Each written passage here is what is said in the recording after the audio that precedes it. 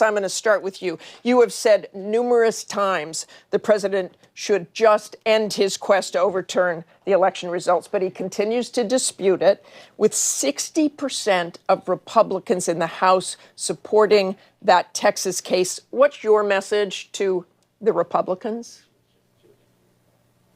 Well, listen, the legal theory put forward by his legal team and by the president is an absurdity.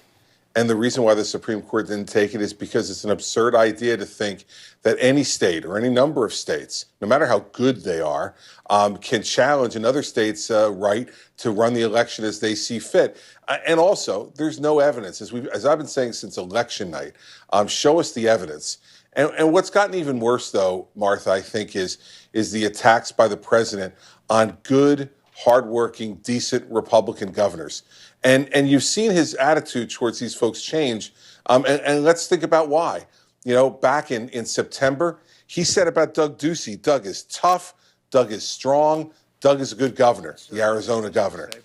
He said about Brian Kemp back in the summer, that Brian is a capable man, he knows what he's doing, and he's done a very good job as governor. Now, after the election is over and he lost Arizona and Georgia, he says they're rhinos that are working harder against him. He's calling them corrupt and also telling people things that aren't true. So Chris, what happens to your party? He's talking about signature verification. Listen, Martha's going to people are going to have to stand up and start to say these things. I mean, the fact is in Georgia, and people should know this, that signature verification, which the president continues to tweet about, has been done twice in this election. It was done when the application for a mail-in ballot was sent in, and it was done when that mail-in ballot was ultimately sent in. And Governor Kemp has said this, the lieutenant governor has said it, the secretary of state has said it. And so, the reason the Supreme Court is not taking this is not because of a lack of courage. It's for the same reason that every court has thrown this out. It's a lack of evidence and a lack of any type of legal theory that makes any sense. And the worst part, though, is attacking these guys like Brian Kemp, Doug Ducey, and others who are following the Constitution and executing the oath that they took. For Chris Christie, a longtime Trump ally, to so unapologetically criticize Trump's efforts to throw the election results into question is a testament to just how misguided this whole disinformation campaign has become. Christie starts off with a Texas-led lawsuit to invalidate the election results in Pennsylvania, Wisconsin, Georgia, and Michigan.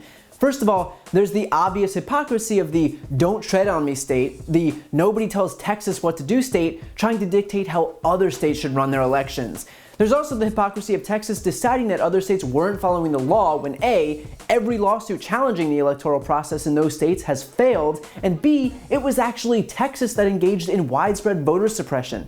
Texas literally reduced the number of drop boxes in each county to 1, which disproportionately impacted more populous counties that vote Democratic. So if any state should have beef with any other states, the first state we should be looking at is Texas. But hypocrisy aside, there's also the fact that none of the claims alleged in the Supreme Court case or any court case have been proven. For every 4-season total landscaping press conference we've seen from Giuliani and Trump and Sidney Powell and Lin Wood, for every claim of widespread fraud and dead voters and machine switching votes and Venezuelan interference, there's not been even a shred of proof of that presented in court where it actually matters. And that includes to a number of judges who Trump himself appointed, who would be the most likely to give his campaign the benefit of the doubt. And that's because they know that these claims are BS. But the point isn't the truth, the point is sowing chaos. Christie then goes on to slam Trump for attacking GOP governors who he'd once hailed as great Republican heroes, only now, suddenly, they're rhinos, or Republicans in name only. The only difference, of course, being that these people aren't willing to break the law and subvert the will of their respective states' voters just to help out Trump. So either every Democratic governor and now every Republican governor, along with every Republican Secretary of State and Republican city official, are all corrupt and in the pocket of George Soros and Hugo Chavez and Hillary Clinton, or maybe, just maybe, Trump isn't telling the truth and is only concerned with stealing this election through any means possible. And look, even if you don't agree with Chris Christie's political philosophy, and I don't, the fact is that the only way to push back against what Trump is doing right now is to appeal to Republicans to speak out against him. It's not Democrats speaking out against Trump that's going to change anything. It's not independents, it is Republicans. And until that party can collectively find its spine and learn to stand up to this guy, then the outlook for the future of our democracy is grim. And by the way, it really shouldn't take that much courage. Donald Trump is a failed one-term president. He never broke 50% approval. He oversaw the fourth biggest mass casualty event in American history. He drew 81 million Americans to the polls against him. He's one of only a handful of incumbent presidents to lose in modern American history. And yet still these Republicans are afraid of him, because God forbid they end up on the losing end of a mean tweet. The fact is that Republicans have a decision to make. They can either line up behind someone who has proven, beyond a shadow of a doubt, his disdain for democracy, or they can finally speak up to defend it.